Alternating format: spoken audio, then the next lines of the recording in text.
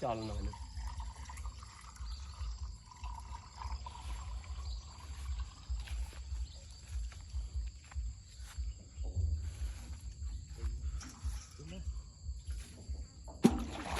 It's the river behind my farm.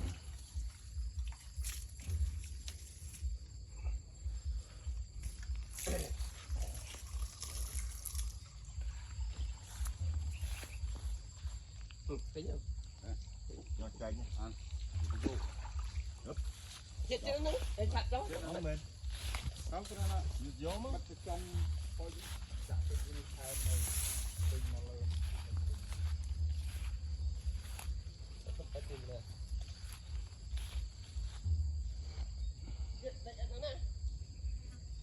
Nơi cái này luôn mà sân.